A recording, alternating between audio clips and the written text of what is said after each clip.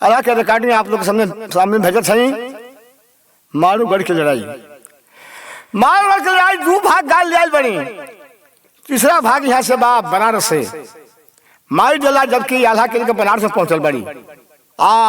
राजा सैयद के 2 piazza gate पर रहे लो। लगा कचहरी राजा सैयद के भस्मा रूम रहे दरबार। एक एक वीर बैठे बंगला पर जेब सूर वीर बलवान। लगी बैठकी बादशाह की भस्मा रूम रहे दरबार। खूंटी खूंटी तेगा टांगल ठेवनर गाज रहे तलवार। एक एक वीर बैठे बंगला पर जेब सूर वीर बलवान। लगी बैठकी बादशाह की भस्मा रूम रहे दरबार।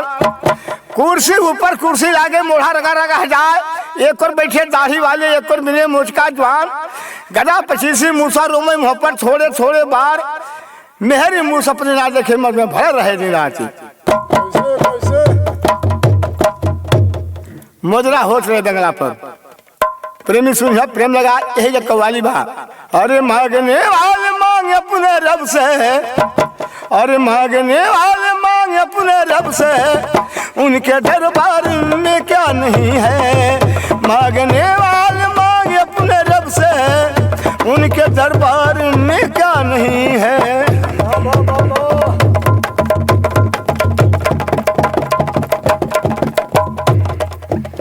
मांगने वाले मांगे अपने रब से, अरे उनके दरबार में क्या नहीं है।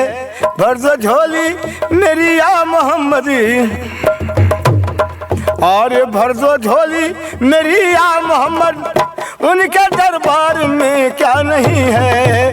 भर दो झोली मेरी या मोहम्मदी, हाँ उनके दरबार में क्या नहीं है। मांगने वाले मांग अपने रब से, उनके दरबार में क्या नहीं है।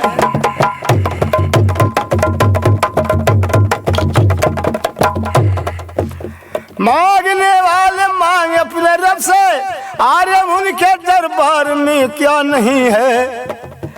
मांगने वाले मांग अपने रब से, उनके दरबार में क्या नहीं है। हो औलिया हमने देखा है हम, औलिया हमने देखा है हम, उनके दरबार में क्या नहीं है। औलिया हमने देखा है हम, उनके दरबार में क्या नहीं है। मांगने वाले मांग अपने रब से, अरे मांगने वाले मांग अपने रब से, उनके दरबार में क्या नहीं है। मांगने वाले मांग अपने रब से, उनके दरबार में क्या। ये कवाली रहल। बाकी सुना माजरा चनिया के थी। प्रेमी सुनिया प्रेम लगाए। राम लिखनिया कहूना जाना, जब का लिखो श्री भगवान करम लिखनिया है। आगे का पंचो सुनना प्रेम लगा है। अरे चाला के लेके जवला गेटवा पर जुटल रहली। प्यादा लोग डांटे माई जवला के राम है पगली है। तुम कैसे इस गेट पर आ गया, तुम चली जाए यहाँ से, राज बसा ही है। माई जवला कल के ठीक है बाबू चल हमके राजा सैयद से भेंट करा दे। टाठ दरवान कहलक बा महाराज से तू भेंट के ले लू, पागल के जा, चले जा यहाँ से। माई जला रोके कल कि ना बाबू हम उनसे भेंट कर ले, हमके संग भेंट करा दे जा।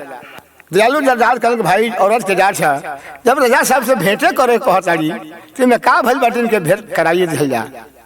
टाठ दरवान कहल के ठीक बा जा, तब राजा से कह दो भाग के प्यादा हो बंगलवा पर गईले बाबू। गेटवा पर खड़ रहली जवला माई, रूरल के सटल रहली अपनी कन्हवा पर बाबू। आल्हा के बहिया धैलिया रहली राम, 18 खाड़ रहली रे गेटवा पर। और सबले नजरिया सैयद के पड़ जाए, आ कैसे प्यादा मोर बंगलवा पर जुटल बाण। कैसन चिड़िया अरे गेटवा पर राम, कैसन रानी देखबाई आई बावन के। काहे प्यादा भगले डिपटिया से पाया, अरे चबली के प्यादा वही बंगलवा पर जुटल बाण। मालिक सुनिया राज सरकार, और जान वापस नहीं आज बंगला पर। अब एगो बच्चिया हम देव ना सुनाई, एगो ये पागल हमारी गेटवा पर आइल बिया। और वहां से भेटिए करे ये सरकार। महाराज हमने किस डाटा संजय किसने भगावत संजय जो जांच नहीं खे कहा से कि महाराज सैयद से भेंट करा दो। राजा सैयद बड़ा होशियार रहनी, कहनी कि ठीक है जाओ उनके आधार स्वभाव से सेवा सत्कार से ले आओ गेटे पर। प्यारा आई के प्यादा गेटवा पर बोलल बन।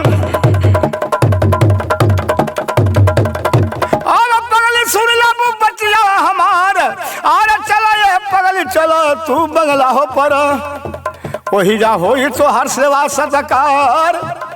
आल्हा के लेके बाबू और रुदल के लेके जला माई जुटली हो बंगलवा पर। आज बड़ा नजारा है सैयद के, बड़ा नजारा है सैयद से बंगला नाच बंद हो जाए। उतर पसुरिया खाली हो गए, तबला डूब गई डगरा। नजर बदल गए राजा सैयद के, जैसी मछली रहे बउराए कैसा चिड़िया है बावन की। आके सैयद कहले बानो कहाँ तुम्हारा वरियो चनबा कहमा पल देख बुनियाद। आके कर लागो बेटी पुथैया के कर हूँ सुंदरी नार। कौन बिखैया के करन में जब बंगला पर पड़े दबा। हाल बता दो यह बाती के मर्जी बूझे प्राण हमार। माई जला कहले कि भाई जान तू हमके नहीं चिन्ह, तू हमके नहीं चिन्ह। राजा सिंह कहूँ भाई हम चिन्ह के बाहर। मुहबा घर में घर वो चनबा ओइजा लगे जेक बुनियाद। बालम के नैया कैसे बताई छात्री धर्मनाश हो जाए। अरे बेटा के नैया हमर बिरियाला हवे तो क्या साफे दैना बतलाई। उस समय सरकार दौला रानी ये बात के कहली हार के करन अब भी करी आए भाई। चापे राजा मारोगढ़ में जिनकी जम्बे सिंह है नाम, उन्हीं की बेटा करिया हमें। और बहन बिजमा बाबू को बहना की बात पर और नखा हार के कारण हमारे पति के मूड़ी काट दिलो, लिया के मूड़ी हमके दिखावत रहलो। हमारे के 5 कोड़ा मरले हमें और कहा कि चाची तुम यहाँ से चले जाओ, तुम्हारे यहाँ कुछ नहीं है। न लखा हार दे दो, आधा कर दे दो कि दुर्गा माई के हम बल चढ़ाएंगे। हम मुझे इतने कहली कि ठीक बा मुड़ी तक काट दल तोहर करबे का करो। सरकार माई दादा कहली कि ले जा मुड़ी अस्थिर कह आवा, अब तो मुड़ी काट दल हम तोहर करबे का कर। आवा तो हम 9 लखा हार दे जानी, अब बेटा आधा के दे जानी, तू अपन बल चढ़ा ली। सरकार माई दादा इतने बात कहली तो करिया का घमंड हो गया कि अब चाची करबे का करी।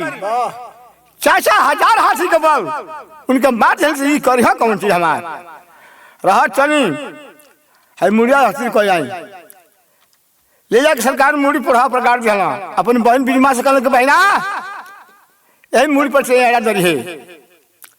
हम जाता नहीं चाचा के दरबार पर बरसावर हाथ से लूटब, पार्थ पूजा लूटब, लखी पुथुरिया लूटब। सरकार लूटे लगना वो चने में जौला का मौका मिलल है तो हरवा नोच के पलंगवा पर बिके आया आधा के उस समय आला रुदल बहादुर पेट में रहना आधा के लेकर भागल रही।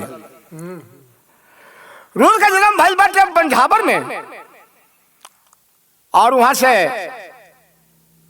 कहानी चल बा बनारस से बनारस से हम कहानी फिर उठौले बानी। जब इतना बात बता दिली तो राजा शेर के मर्ची बौरा गई, कहने की वाह इतना हिम्मत करिया का है। जासर तो हमारा शागिर्द था, जासर हमारा शागिर्द था, आज उसकी औरत हमारे नगर में आई है, इसको क्यों हम आसान दे दें। सरकार गंगा जी पर कोठरी बनवा दिया और जमाई जला के बसा दिया, तेल मसाला दाल चाउर कुल धो दिया, 4 गो लौड़ी हिंदू के लगा दिया। कौन लौड़ी सेवा करे, कौनो साड़ी फीचे ज्वार, कौनो लौड़ी खाना पकावे, कौनो बर्तन मांझे यार। आल्हा के डिप्टी अपना बंगला पर दे हो दिया, आल्हा के डिप्टी बंगला पर लग गई कि राजा सैयद के हुक्का तमाकू पानी के काम करी और 1 लाख मुर्गी रहे राजा सैयद के मुर्गी पर डिप्टी रुदल के लगा दी हम कि देखभाल करी चराई हन के और सेवा सरकारी हन के होई और शरण मिलल बनास बाबू राज सेवा सरकार हो खेला बनरस में प्रेम ये सुना चानी प्रेमवा लगाई आ 1 दिन बीतर हली 2 दिन बीतर हली और दिनवा बीतल 2 4 9 दिन बीतल बाबू शहर बनारस में कुछ समय बीत गई सरकार धीरे धीरे लड़का कुछ त्योहार बाबू भइल बन प्रेम ये सुनिहाया प्रवाह लगाई और 900 मुर्गा मुर्गी और राजा सैयद के पहरा करले रुदल हो बबुआन सरकार जानते हैं कि मुर्गा मुर्गी इतना गरम जात है वो समय सुना गई बात की देवला माई के माटी के हाड़ा मिलल है पानी पिए खातिर उनमें पानी रखे पानी पिए चारों लौड़ी सेवा सत्कार करो सा ठंडा पवन से मुर्गे से जाकर घड़िया पर चढ़ जाओ सा रुदल बहादुर का नजर जाए इनका मन में बड़ा खीस होख है कि मुर्गी मुर्गा के जाट जाके हमारी घल्ला पर चढ़ जाता हूँ सरकार देखते देखते एक दिन 1 झाड़ा हम मरना और 900 मुर्गा मुर्गी झेलना मुआया हाल चल माची है गइल बाप बनरस में और गरबा मचलिया बनारस राज और सुनो हम मजरवा तनी गंगा जी के माई जला मनवा में करली विचार और जुल्म गुजर हो गई बादल फटी गई जगवा में कई ठेकाना नाई हाय रे विपत्तिया केहू के ना छोड़लू अरे केहू के आज केहू के बाबू काल अरे एक बार विपत्तिया पड़ल हरिया चंद पर ए बाबू काशी में गईले हो बिकाई अरे एक बार विपत्तिया पल रामचंद्र पर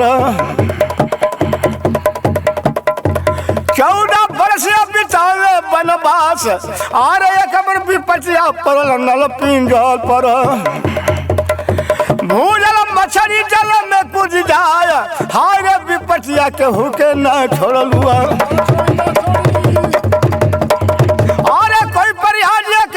बाबू काल हाँ राम लिखनिया देखब केहू ना जाने बाबू अरे महाराज राज सरकार माई डेला करे के सब विपत पड़े बा ए विपत और पड़ गई रहा चली राजा शेर के पास यह बात के कहीं माई डेला धीरे धीरे गई बड़ी जाके कहे के भाई जान बेटा हमारे छोटका बाबू दल बड़ा बदमाश भाई राउंड मुर्गा मुर्गी को मार के झटा मुआ दिल पूछना कौन कारण अच्छा मुर्गा मुर्गिया घड़िया पर चढ़ जाता रहा वही के देखे खिसिया से रहा मारिए दिल कल के जाएगा और 12 के जाए उसे नहीं समझ है रात उदय भाई दिन भइल भोर बिहार हो सवेरे लोही लगा चिड़ई बोला सीताराम ठाकुर ठाकुर से भुसेगा कौआ करे बिहान बिहान सखी के मुर्गा फुलवर बोले मस्जिदा में भइल न जान उठ गए बेटा राजा सैयद के जिनकी दिल खबर है नाम लिया लंगोटा जब कान्ही पर जब खड़ा पर पहुंचे जवान और 100 मर्दवन के जोड़े करावे बाबू हे महाराजा राजा सरकार वही समय रुदल देवला से कहला कि माई चाचा का बेटा चल अकबर बना 100 मर्द का जोड़ करवाता ना तन चाचा से कह के हमरो के खड़ा पे भेजू तन हमरो के लसार पसार दे हमरो के लसार पसार दिया तो हमरो जोड़ कुछ बढ़बे करी माई जोड़ा कही कि बाबू वो वीर बलवान है 100 मर्द का लावा समय तू को बच्चा के जात का कॉपी बन कहीं हाथ फेर जाए तार हड्डी गोडी पता ना लगी कहले कि ना माई कुछ भी होके बाकी हम जाए माई बोला जाके राजा शेष से कहली भाई जान बेटा हमारे मानते नहीं थे तनी लखवा बाबू से तनी अड़ा लगा दो कि तनी को लसार पसार दी है। राजा से कहने की जो वीर बलवान है बाकी नहीं मानता तो ठीक है हम कल चलेंगे अखाड़े पर और भेजना वहाँ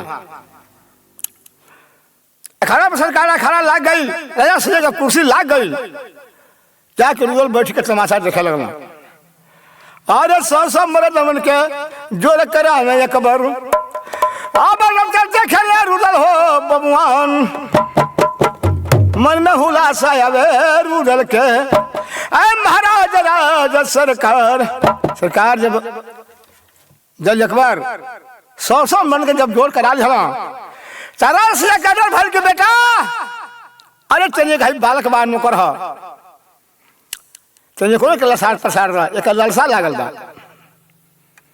कहले कि अब्बा जान हमारे को हाथ सही है कहले करे शहर चाहे मत सरे सही के लसार पसार दा बालक हो तो झोर लगा दो भाई ये डर जब सैयद के पंचो सुनी प्रेम लगा है जब ललकारे राजा सैयद अरे सुनो लड़का चोरारी के जाके हाथ लबा मिला उठ गए बेटा रे अरे उठे बेटा बिरजा से इसके जिनकी ना रुदल बलवान जगह सलामी है लड़का से पंचो सुनी प्रेम लगाए अरे रेला देखबा ठेला के ठेलिया अब घिचा घिची बाबू हो खेला जवान एक पहरा बिचलबा बदले में अरे पका तू ये पहरिया बीच जाए तीन पहरा बिचलबा बदले में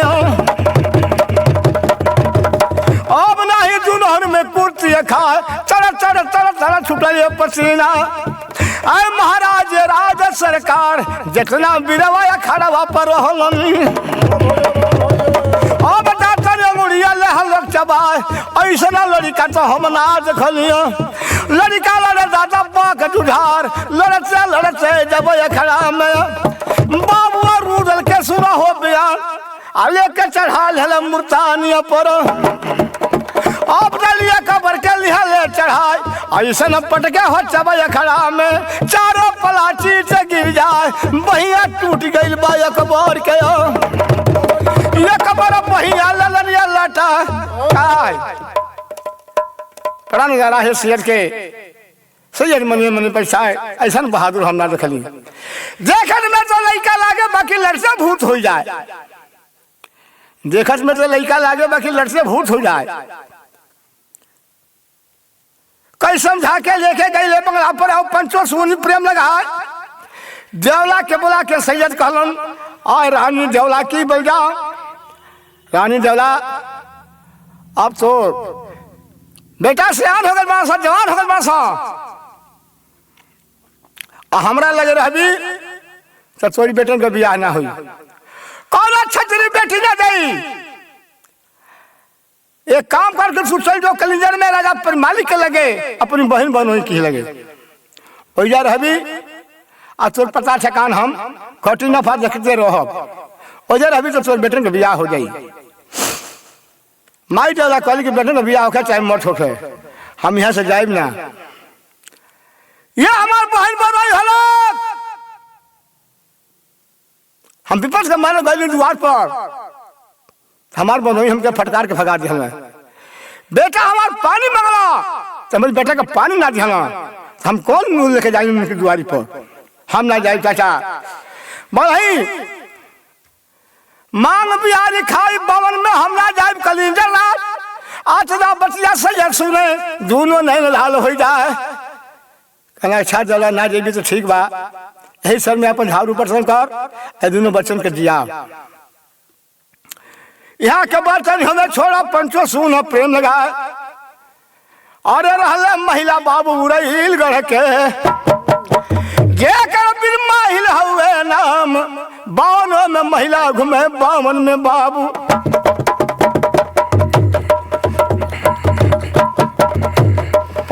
बावन में घूमे हो महिला आया राज महिला पता लगा था कि महीना देवला कौनी नगर में बिया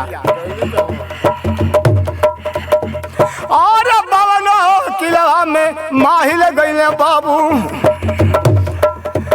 बावन में घूमे महिलिया राज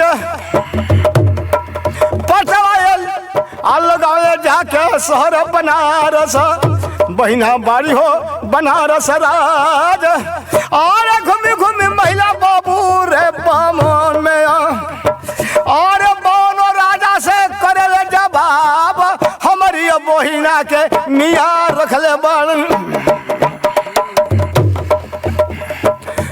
क्षत्रिय धर्म नाश हो जाए।